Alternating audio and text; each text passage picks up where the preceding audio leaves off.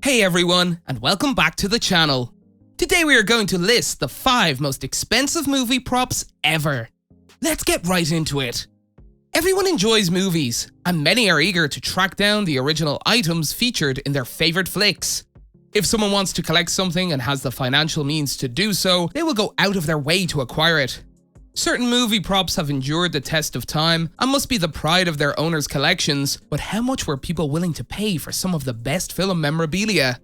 Let's find out and take a look at the most expensive movie props sold. James Bond's Aston Martin DB5. Who hasn't wished they were behind the wheel of 007's gadget-laden Aston Martin DB5 to pull the switch unleashing an oil slick or smoke screen while cruising the interstate with a crazed driver on your bumper? In what are arguably the best Bond films, Sean Connery drove 2 prototype DB5s built by the British sports car firm. One of the automobiles was stolen from its Florida owner in 1997 and has never been found. It later appeared in the comedy The Cannonball Run. The other, which sold for $4.6 million in 2010, came with nearly all of the movie's specific Q-branch gadgets. Unfortunately, the ejector seat for bothersome passengers riding shotgun was not included. Luke Skywalker's lightsaber.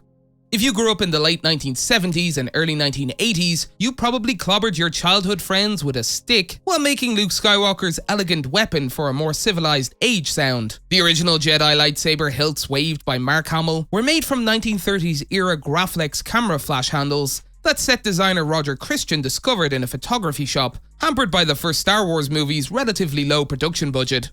Christian made 2 or 3 lightsaber handles for the movie. The luminous blades are special effects. 2 of the pieces ended up in Star Wars producer Gary Kurtz's personal collection. The latter model, which only appeared in The Empire Strikes Back, was acquired by the Ripley's Believe It or Not network of museums and was sold at auction in 2008 and 2017 for $240,000 and $450,000 respectively. Robbie the Robot. Records are made to be broken, and Robbie the Robot has done exactly that. According to Bonham Auction House, the legendary mechanical character from the 1956 sci-fi film Forbidden Planet sold in 2017 in New York for $5,375,000, setting a new record for a movie prop. Robbie's buyer's identity was not revealed. The sale price, however, surprised William Malone, a filmmaker, collector, and Robbie's previous owner. Malone said in a statement, "I'm astounded by the result," he then said, but also sad to part with him. However, it's time Robbie finds a place where he can be displayed, and with someone who can look after him. Of course, he will leave an empty spot in my house and in my heart. Bonhams described Robbie as one of the most iconic sci-fi figures to appear on the silver screen. He said, "At 7 feet tall, the robot captured the imagination of audiences everywhere in Forbidden Planet as the devoted servant to Professor Morbius, one of the few inhabitants of the distant planet Altair 4. According to the auction site, Robbie, which cost $100,000 to manufacture, is still completely functional and breaks down to 3 components. According to Bonhams, the lot also featured the Jeep Robbie drives on Altair 4, the auxiliary control planet, and his original MGM packing cartons. Marilyn Monroe's white subway dress.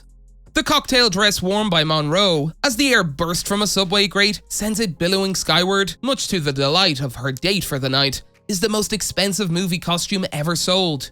While the film as a whole isn't a masterpiece, this specific sequence is one of the most famous in cinema history. Monroe's flirtatious white number sold for a staggering $4.6 million at auction in 2011. Debbie Reynolds, the late actress, was selling what many consider to be the most valuable personal collection of movie props and costumes ever assembled. According to Nancy Seltzer, a spokesman for auction house Profiles in History, the entire sale, which included other Monroe garbs, was appraised at $22.8 million. Reynolds, a singer, dancer, and actress best known for her appearance in Singing in the Rain, began collecting Hollywood memorabilia in the 1970s when MGM Studios' assets were liquidated. Over 3,500 costumes, 20,000 pictures, plus hundreds of props and other decorations make up her vast collection. Ares 1B Translunar Spherical Space Shuttle. According to legend, director Stanley Kubrick ordered the destruction of all the tiny spaceships used in the filming of 2001 to prevent them from being reused by other filmmakers in low-budget remakes of his sci-fi classic. Imagine the outrage in the memorabilia community when this nearly 3-foot tall model of a spherical shuttle, shown early in the film, surfaced in 2015 and was confirmed to be the actual McCoy. The model belonged to an art school teacher for more than 40 years, who kept it in his own studio in Hertfordshire, England, which also happened to be Kubrick's longtime house. The Academy of Motion Picture Arts and Sciences purchased the Ares 1B at auction for $344,000.